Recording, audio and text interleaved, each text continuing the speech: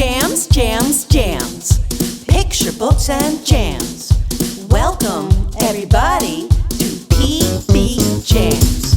Music and picture books, what a perfect sandwich. Squish them all together, what a yummy snack.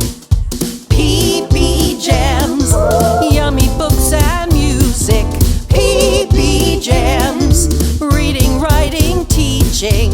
PBJamz, what a yummy treat. Jamming PBs all the time. PBJamz. All right, well, good morning or afternoon or evening or whenever it is you guys are joining us for PBJamz. We are so super stoked to have Rekha back in the house. Her series of 4 books is continuing with book 3. This one is This Is Music, Strings.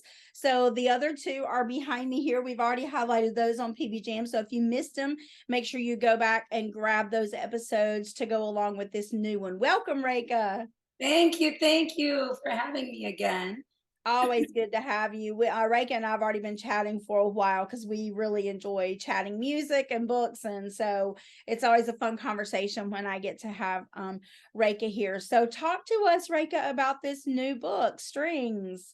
Yeah, so when I was brainstorming with the publisher, Penguin Random House, and their imprint Rise, which is really wonderful, all of the books that they put out are really accessible for children, want children to understand the world around them.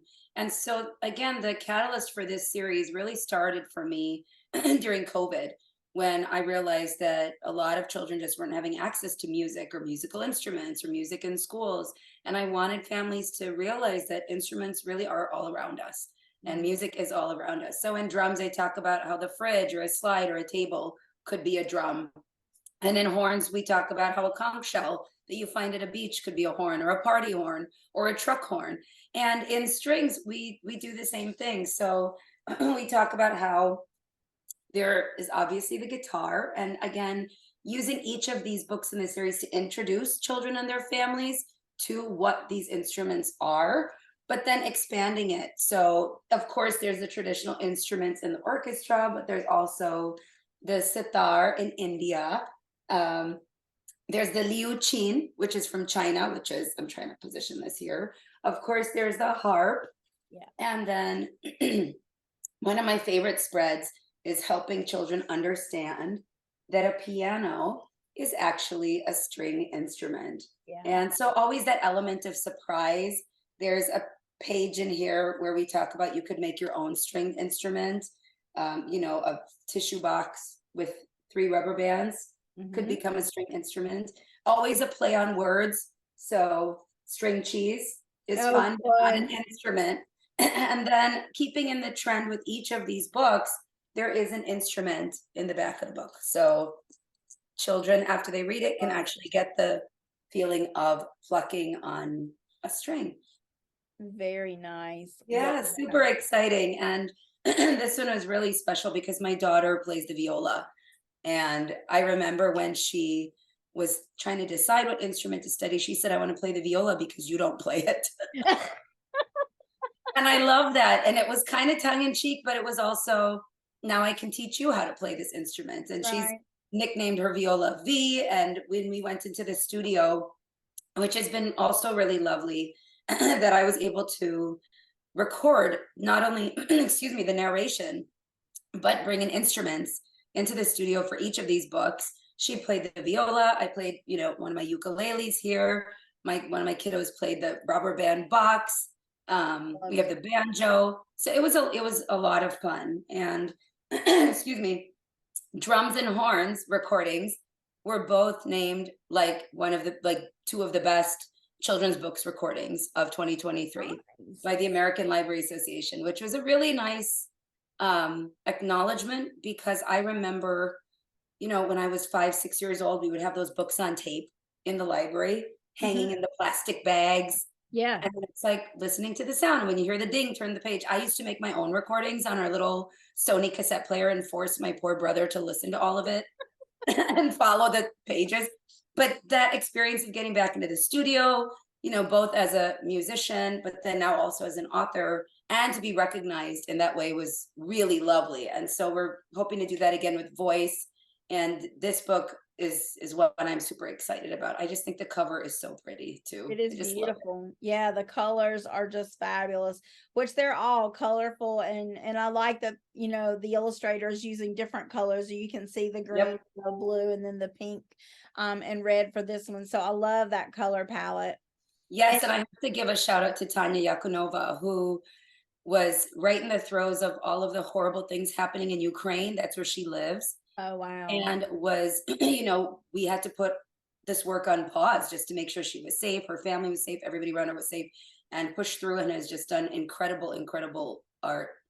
Yeah. And has won many awards for her art too. So That's awesome. Yeah, it's always lovely to give credit to the illustrator, and yes, I mean, for sure in picture books they do at least half the work and get half the, yes, and every book is different too. Like I think in some books originally you're drawn to the illustrations, and the illustrations yeah. bring you to the words, and then there's others that the title draws you in and brings you to both the illustration and the words. And then there's some that maybe you hear snippets of, and it's the words that bring you, or the topic or the subject matter that brings you to the book. And then you learn to love the illustrations later. So it's always fun to see how all of those things work together, the topic and the words, and then the illustrations. Just Yeah, really interesting. and the fourth book, Voice, which comes out in December, one of the things she did that I love is if you look at all the children in all of the different books, she pulled those same characters into the fourth book. Oh, nice. Yes, doing different things. So you'll see this young girl doing something, singing in a microphone, or children from drums or horns together beatboxing. So How it's fun. really sweet. That's a really nice thread in the art as well as in the text through the whole Very full series. circle, but also given that message that you can make music in more than one way, right? Yes, yes, Yeah. very important. Yep. Oh, I love that. That's fabulous. Yeah. And so normally we talk about the musical connections, but I mean they're all over this, and I mean we've already I feel like we've been talking about that the whole time because they're so tied in with the illustrations and with the words. Is there anything in this book musically that you feel like you really want to highlight beyond what you did in the little walkthrough?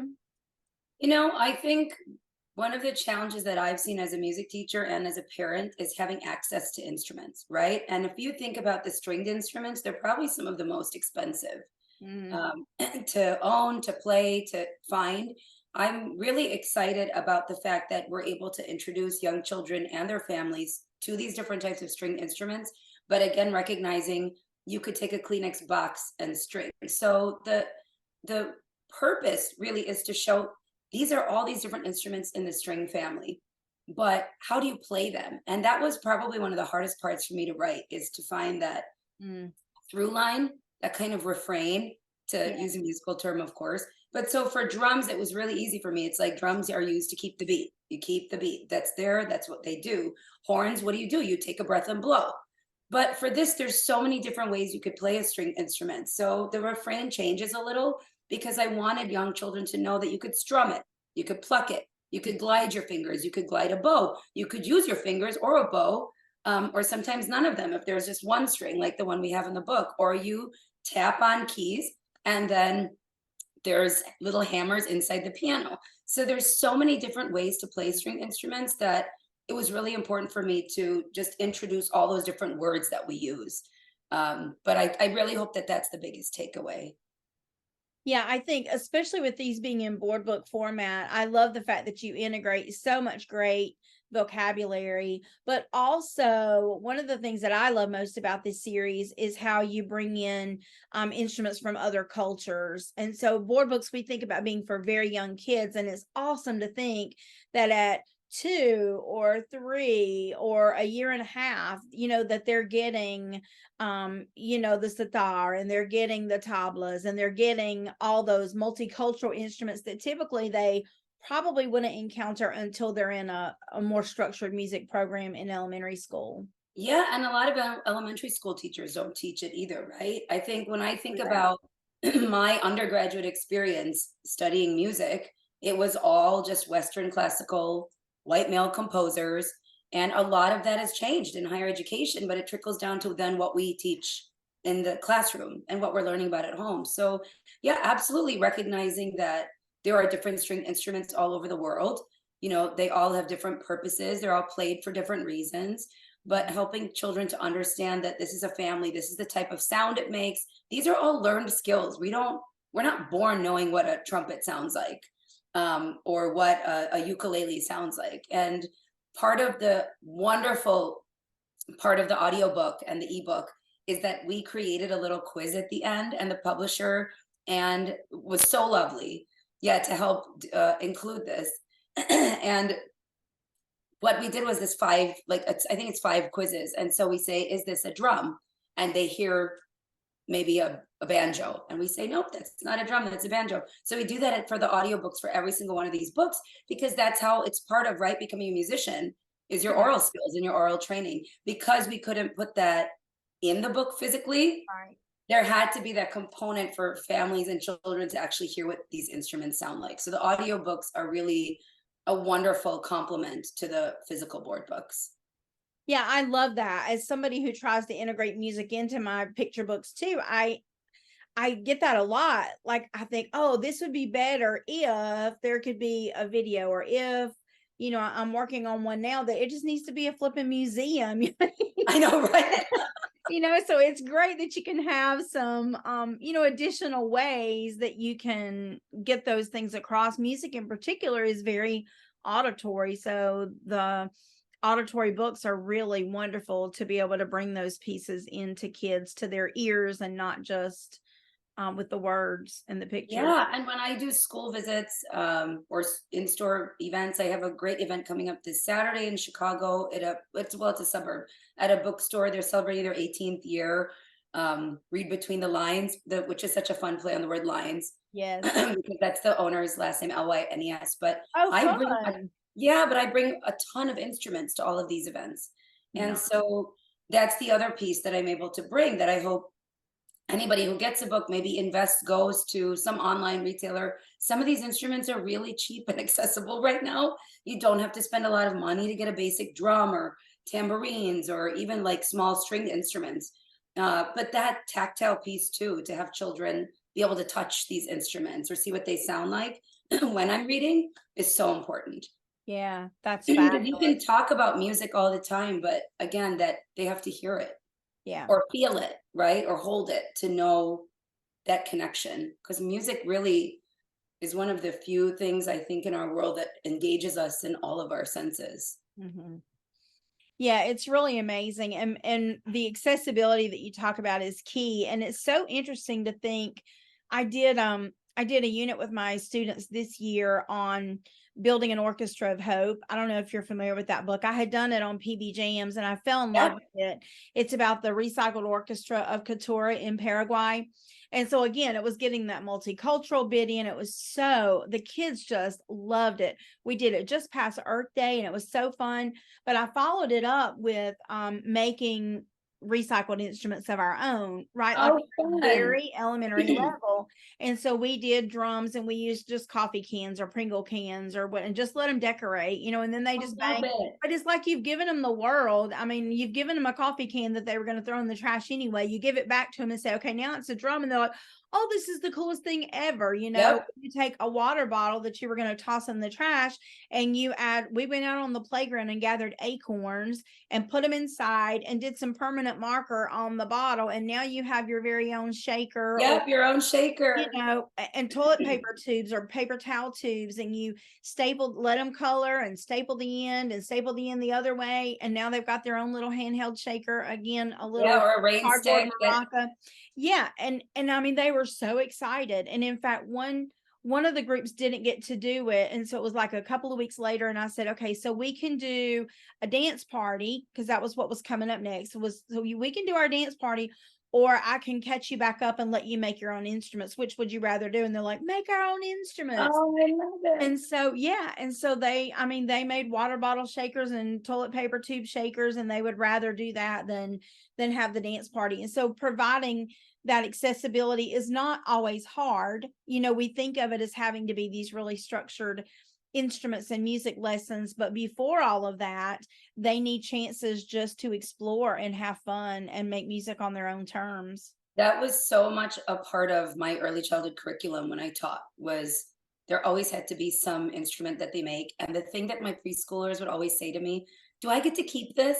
I'm like, it's yours. Yeah. Come Yeah. home and make music with it. Yeah, all of the things you said, that like make your own tambourine or the paper, and even in horns, I talk about there's a horn in your kitchen, there's a paper towel roll, and you can blow into it. And Right. I'm sure some parents are probably cursing me that they now have piles of paper towel rolls that children are blowing into. But that's the fun piece, right? You have materials in your home to make a drum, to make a horn, to make, stringed instruments. And so I think that's a very important piece to this, because too much, especially during COVID, like music teachers lost jobs, and people couldn't share instruments anymore because of all of that. And helping families understand that there were different ways to make music in your home was really important to me. So Yeah. that's really how this entire series was created.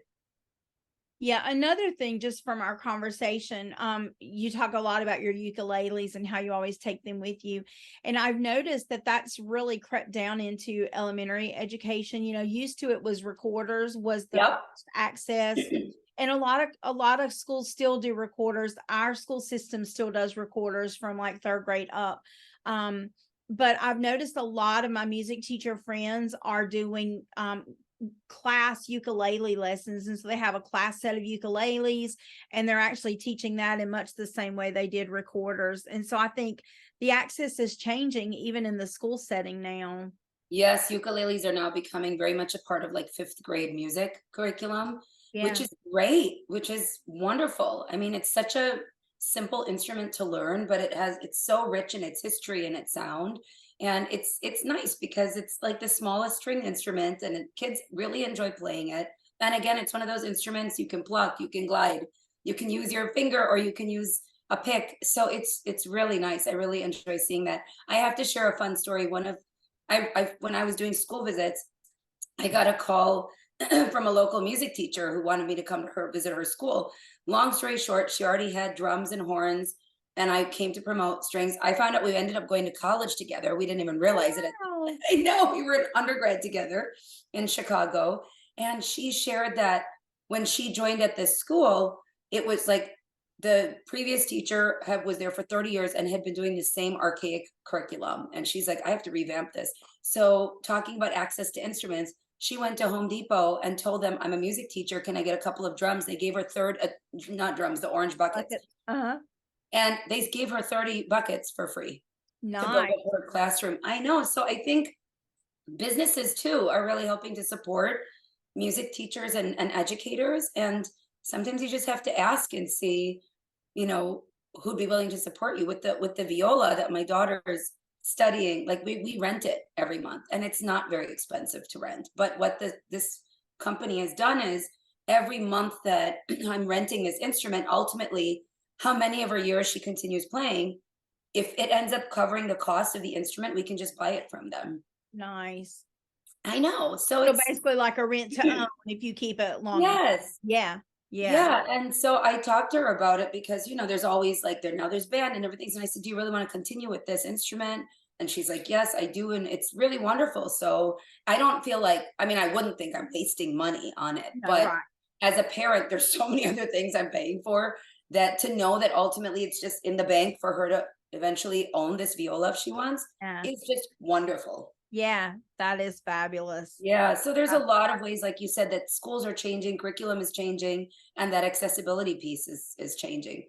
Because I don't think I could not go out and buy a $2,000 viola just because she wants to learn, right? Yeah. So it's nice that companies and they're working with the school district to make it accessible for families. So those are really nice changes to see. Yeah, very nice. Well, talk to us about what's coming up next for you. You've got some projects in the pipeline and new stuff happening. Catch us up. Yes, so Voice is coming out in December, and I should have thought to bring a copy with me, but I'm very, very excited. I have a picture book coming out in September called Can You Dance Like a Peacock? Woohoo! And it's super fun. It was so it's not really about dance, but it's about the way different animals and insects move in nature to communicate. And so, I mean, I could have fit 100 different animals in there, but I first really wanted the peacock on the cover just because they're so beautiful. Beautiful. And they're very special animals to us. They have a peacock feather tattoo. They're, from India, and just very special animals to our culture. And I live But on Peacock Road, just for the record. I'm just saying. yeah. Oh, Yes, that's that's my address, Peacock Road. So that's right. That's right.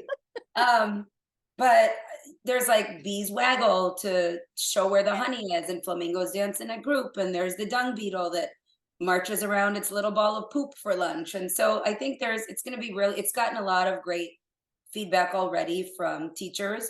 And part of that book too is not just that STEM science STEAM piece of connecting nature and movement and arts, but getting kids to get up and move. yeah. So every single section of the book has like a dance break, and it has Oh, fun. a little thing like, can you dance like a peacock? Actually get up, fluff your feathers and strut around the room. Or at the end of the waggle dance, like put your hands on your hips and shake your hips and buzz around, or crawl, crawl, crawl. So there's always a prompt after each section to get kids moving. So I'm super Love excited about that when Yeah, coming out great this for year as well. teachers, great for music teachers, great for any teacher that's, I mean, it'd be a great integration into their science unit. Yes, or- and I have a couple of arcs to give away if we want to do that as part of this episode of PBJamz. I'm happy to do a giveaway of strings, and then maybe an arc or two of, and so by arc, it's not the beautiful hardcover, but it's just that advanced reader's copy. It's paperback, but it's still the same book. It just Right, doesn't have the shiny foil that they put on the peacock feathers. right. Oh, that's Which, when I was actually at the American Library Association, I had 3 signings, which was lovely. But when I went to sign for that book, that was the first time I saw the hardcover, and I was like, oh, it's so beautiful. it's so fun when you get to see your book finally in print. Yes. Love that. That must have been so special. Yeah, it was really, I did a signing for horns and strings, and then for Can You Dance Like a Peacock, and then for my parenting book called The Read Aloud Factor that came out last year. And that one has like all the brain research. I don't know if I've sent you a copy. I'll send you one of that, but it's got all the brain research on how reading aloud actually has the potential to change the shape of your brain over 60, 70 years. And that was research I actually did with my husband, who studies Alzheimer's. So he's studying later life, I'm studying early life. And we found the beautiful trajectory of what reading can do over time. So Yeah, so fascinating. I one of the girls that I work with, her son is not quite 2. He'll be 2 next month. oh, And one of the things that she's been talking to me about is she just keeps saying, Tawny, he's so smart. And like he's doing, like, she's just really realizing how much reading aloud to him has really helped his brain to grow. And she's comparing him with some of his cousins and she's like, he's so much smarter than them. She said, but I think it's just no, but like he's doing something you're not doing. But she said, but they didn't read to them, and they didn't read to him. But I've read to mine. And she said he knows his ABCs, and he's, counting, and he's doing all these things that they can't even remotely begin to do.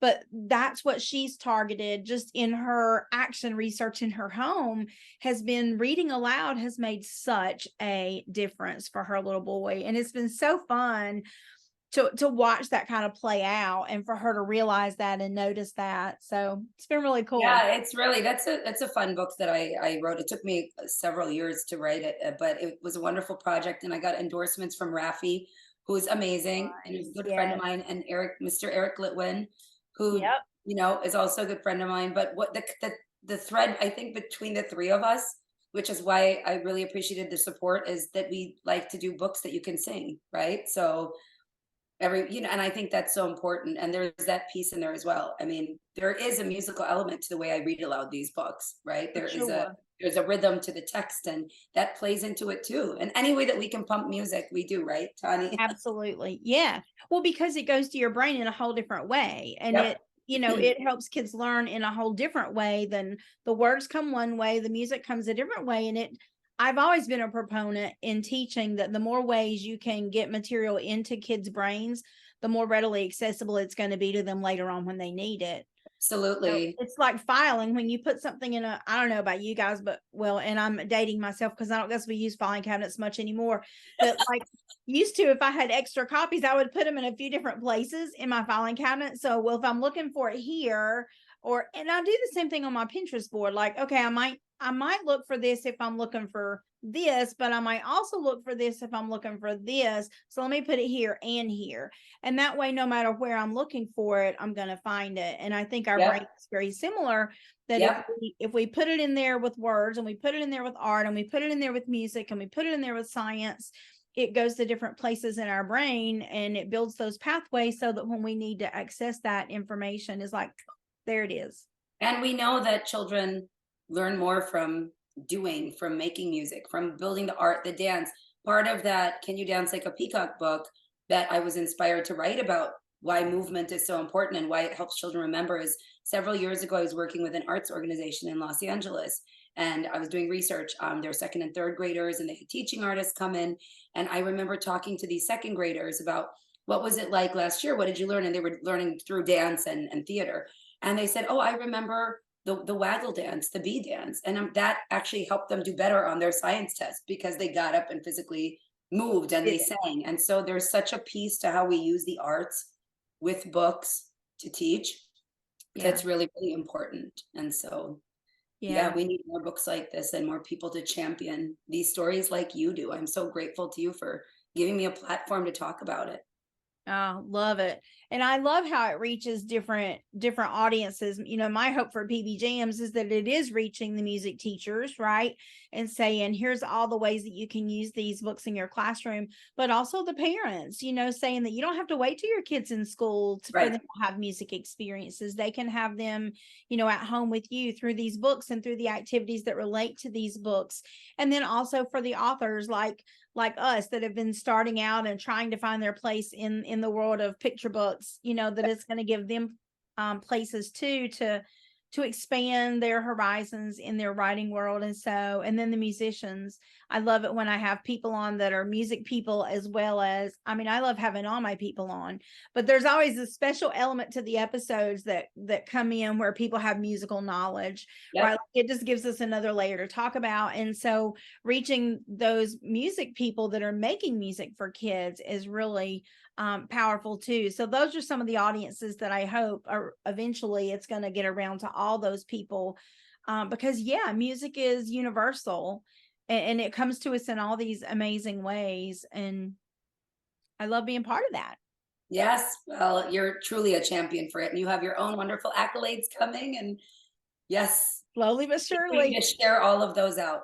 I'm super excited to share it as soon as I can. Waiting on things to move in the publishing world, as always. Seems like there's only two speeds. There's like hurry, get it in, and then wait.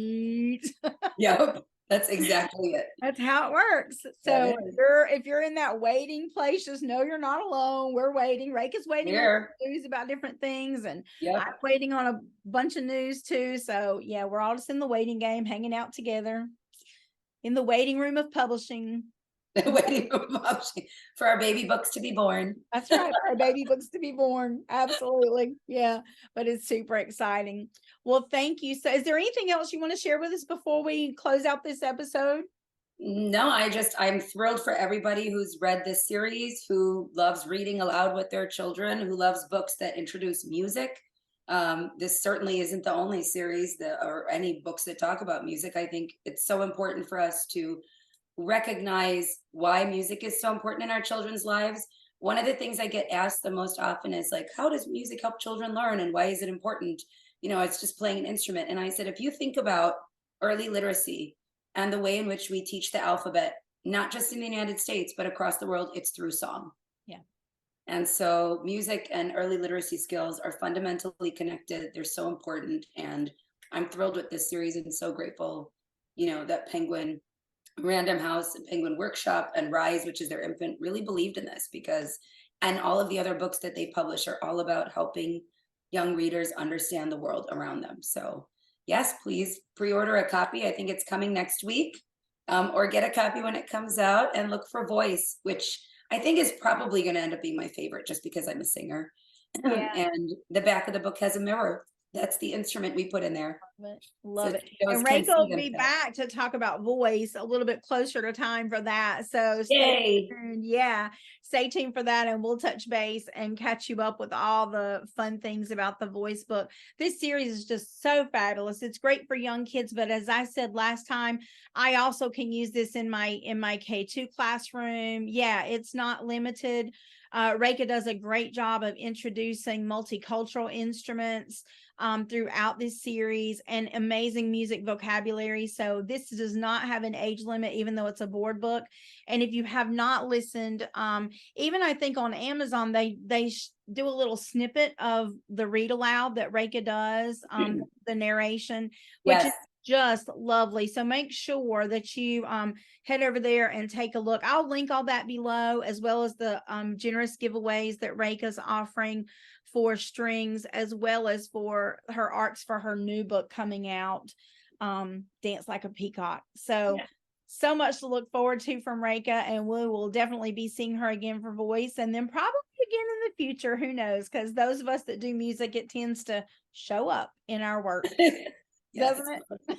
Thank you, Tani. You are just a doll. Thank you again. Oh, thank you for being here. I look forward to our next time.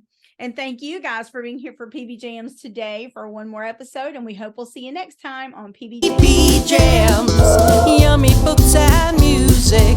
PBJamz, reading, writing.